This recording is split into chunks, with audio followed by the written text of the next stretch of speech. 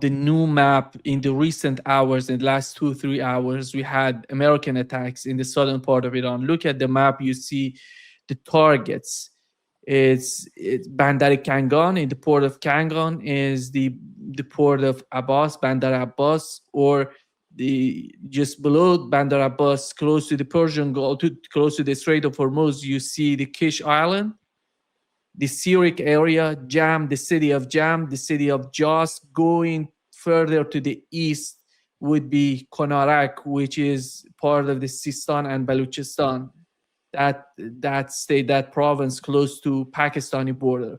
So basically, what they're doing right now is attacking these, 7 cities or 7 areas in the southern part of Iran, which was totally, the pattern is somehow different from what we've seen last night.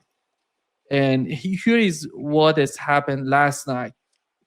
You see, they used the HIMARS system and basically attacking the province of Khuzestan in the western part of Iran. Most of the cities in Khuzestan were hit, or a considerable number of the cities in Khuzestan province were hit by HIMARS. And then you had a little bit of attack in close to the Strait of Hormuz and in Chabahar. Mm-hmm. But so far, what has happened, it seems that Iran has attacked multiple or several ships in the Strait of Hormuz. There is Iran, some Iran, Iran, Iran, okay. Iran, Iran. Iran's attacking Yeah, today because today, just hours ago, because they I hit. haven't seen hardly any activity. Yeah, but it was reported on Iranian media that several ships were hit by Iranian, drones and missiles and torpedoes because they didn't obey the order of IRGC in the Strait of Hormuz. That's what was said on the Iranian media. And Mm-hmm. here we have two footage. One of photos here is the Kish Island. This is the photo. You see the column of smoke in this photo, and the other one is this one is Bandar Abbas. And again, you see the location that they hit the target. There is another video of the Syriac area again in the southern part. Here is the video, the footage. It shows the moment that the target gets hit by American missile. Tonight attacks were all done by the American fighter jets. Last night was different. It was HIMARS and those facilities in Kuwait and in Right. Bahrain. So what happened between last night and tonight? Between last night and tonight, today we had the situation in the Strait of Hormuz. The two Okay, sides basically fight. why aren't they firing HIMARS? It seems to me that I don't know. They're short Let of. me help you out. Go ahead. Then. Iran strikes last night targeted HIMARS launchers, and Iran claims to have taken them out. It would seem that that's accurate because we don't see any HIMARS being fired tonight.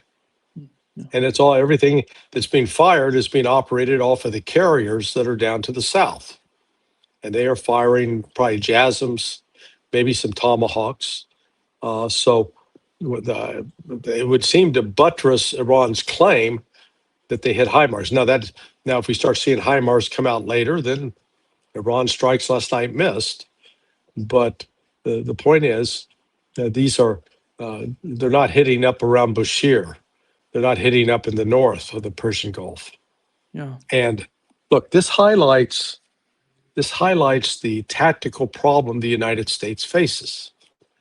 CENTCOM's stated objective is to degrade and weaken Iran's ability to conduct fires on ships that try to avoid Iranian lanes and try to go through the Omani lane without adhering to Iran's compliance procedures. But Iran has, so the United States CENTCOM's trying to take out these various coastal defense cruise missiles and drones and short-range ballistic missiles, etc. Well, the problem is Iran has hundreds, maybe thousands of positions all along from north to south, all along from the north part of the strait all the way to the south part of the strait. So no matter how many the U.S. tries to blow up, it cannot affect Iran's ability both to launch underwater drones, mini submarines, as well as surface level drones. Flip it around. Is the United States got thousands of bases? No. Does the United States have hundreds of bases? No.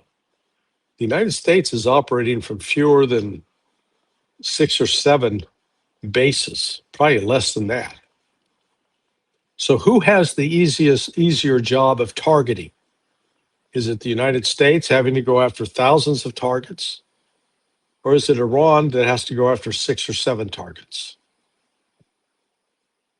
Yeah. Does that make it simple? Good point. Good point. Yeah. That That's makes why sense. that's why I get paid the big bucks. Yeah. Yeah. Oh, I forget. I'm not getting paid anything. Damn it, I got to call Vladimir Putin. So why am I not getting paid? I'm told I'm your mouthpiece. You know, but no, so the point is, Trump's trying to escalate in a way that the United States can't escalate. Iran's got the advantage here in escalation because, all we got to do is destroy 2 airfields in Jordan, 1 airfield in UAE, an oil terminal, energy center in UAE. Take that out. The Oman port that the U.S. aircraft carrier relies on, and then Al Udeid Air Force Base in Qatar, and then 1 each in Bahrain. And so it's not quite manageable list of targets. Iran doesn't have to invent targets. They'll just keep bombing the shit out of these places and make them uninhabitable for U.S. military forces. And that's why the United States is now left having to rely upon air power from the aircraft carrier. And they drop some bombs, they make some booms, and cause some damage, but nothing that's going to stop Iran.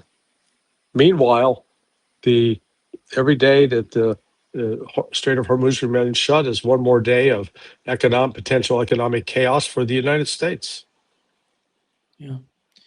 And I assume they're gonna, since you mentioned that their targets are somehow limited or they have some 4 or 7, 5 to 7 targets on the part of Iranians. Here is what they did last night.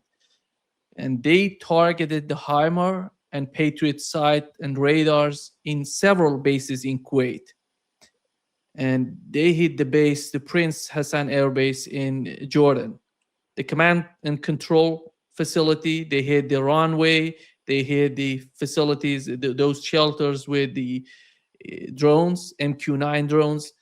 And when it comes to Bahrain, they hit the 5th Fleet and Isa Air Base in Bahrain too. And in Qatar, they hit Al Udeid Air Base. And in Oman, they had U.S. long-range radar in Oman. And the U.S. Navy logistics port of Dukm, Dukm or something like that in Oman. Dukm, yeah, Dukm in Oman. So 2 targets in Oman, which these 2 targets are new. And as you see on the map, they hit 2 cargo ships in the Strait of Hormuz last night. And these are the targets that I assume we're gonna see the same pattern on the part of Iranians tonight. What is your understanding of that? Well, understand when they destroy a radar, the United States just doesn't go, okay, go grab that radar off the shelf. Let's plug it back in. This is not plug and play, my friend. Once it's destroyed, you're screwed. How do you replace those? You don't. Not quickly. And so the more those are knocked out, it forces the United States to rely upon AWACS.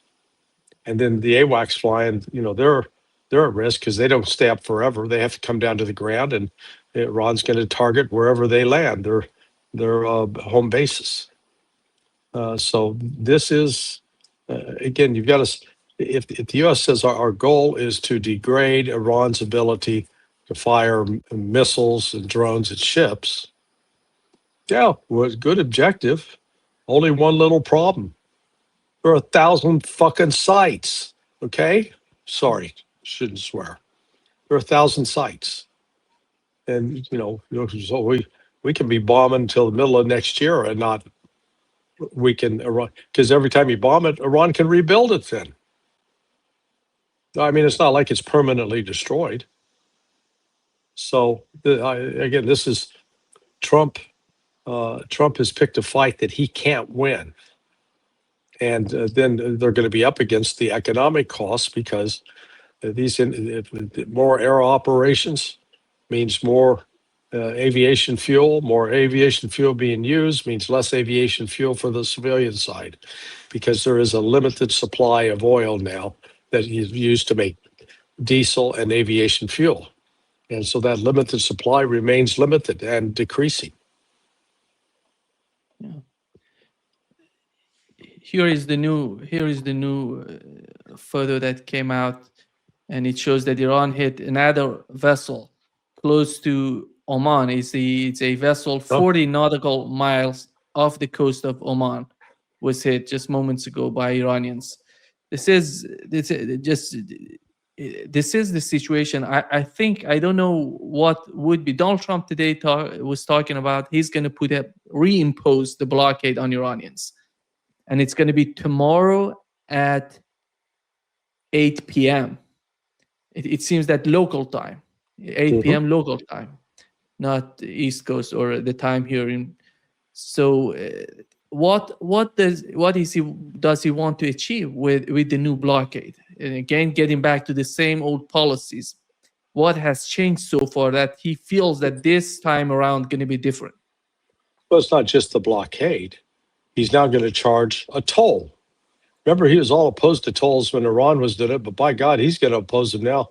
Hey, well, this is all about the U.S. maybe able to make some money off of territorial waters that it has no ownership or authority over. Yeah, so Trump's just he's sort of uh, throwing Jello against the wall, seeing what sticks. Yeah, it's just um, I had I'm unhappy to say that I was wrong. I thought that Trump, well, I was giving Trump the benefit of the doubt that sometime between last night and 8 a.m.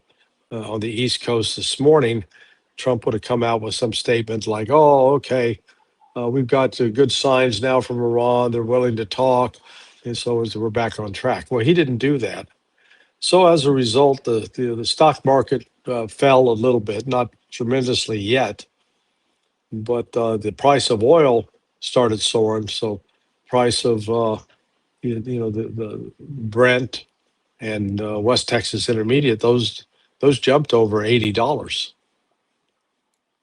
There is a new report about HIMARS launches from Bahrain, and Okay, this is new. so they didn't get them all last night. Yeah, it seems that they're having these weapons still. And the other point, Larry, today was the the case of Yemen, and the Iranian airplane tried to. I'm gonna get back to the situation because it's somehow changing. The situation is still fluid in the Strait of Hormuz. But before, continuing with that issue, today we had Iranian airplane going to Yemen and trying to land in Yemen. Then you had Saudi Arabia attacking the runway in Sana'a airport. So basically, right now, what's going on? Yemen hit back Saudi Arabia in one of their airport and one of their air bases, and today they have some sort of blockade on Saudi Arabia. Uh-huh. What, And I what think is going on? they're gonna hit Yanbu with some missiles. I think I heard that they launched 4 missiles at Yanbu. I don't know if that's been confirmed. They hit what was confirmed. It was one of the air bases. I'm gonna find it here. they hit two locations, at least two confirmed locations in Saudi Arabia. One of them was, let me just find it out here. To look at, Saudi Arabia.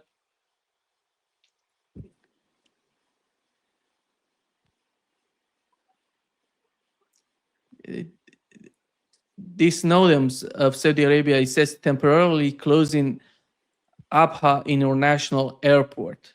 This is one of the locations that was hit. Saudi Arabia. How do you spell that? Abha.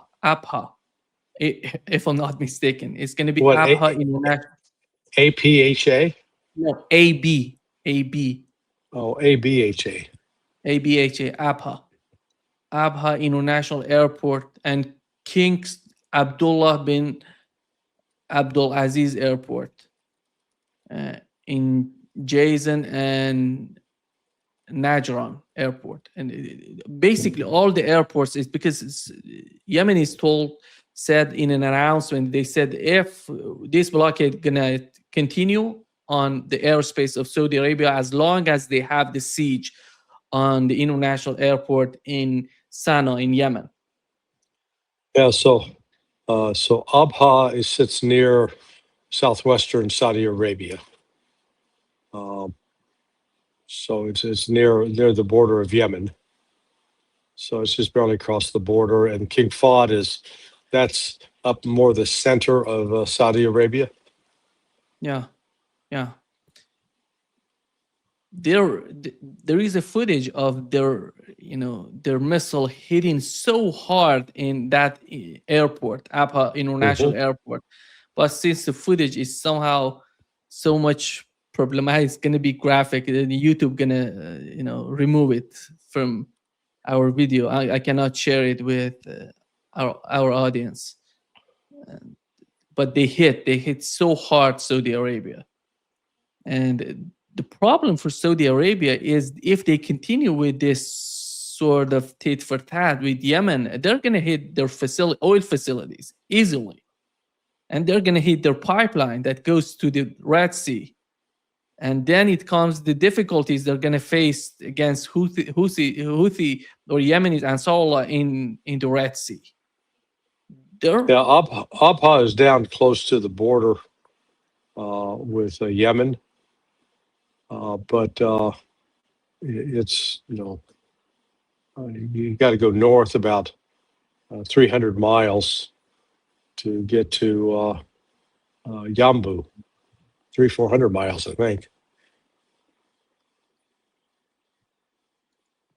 When Donald, I don't know if you saw the reaction of Iranian foreign minister to what Donald Trump said. He basically said, we're in charge of the Strait of Hormuz, and thanks to Donald Trump reminding us that whoever provides safety for the strait is going to be charging the vessels and tankers in the strait. And I'm not going to, he said remember when he was protesting that Iran was going to do that? Yeah. Yeah. Let me just bring up the tweet of Iranian foreign minister, which was somehow, it says, POTUS is absolutely right. Whoever provides secure and safe passage of commercial vessels through the Strait of Hormuz should be compensated for this service. Iran has always been the guardian of this trade and will remain so forever. 20% is, of course, too much. We will be fair. Yeah, this is the reaction from the Iranian foreign minister to what Donald Trump said. I don't know if he seriously really think that he can charge the vessels 20%, and who's going to pay him? Right. And who's going to get out of the strait? Who's going to get in if there is the Iranian blockade in the strait? I agree. It's just, he's, like I said, he's making it up as he goes along. Here, well, if Iran can do it, we can do it. Well, how are you going to track down those ships? You can't, right now, the United States can't prevent any ships from going through the strait. They can try. they would have to they'd have to start bombing and attacking foreign flag vessels, and without having any territorial right over that.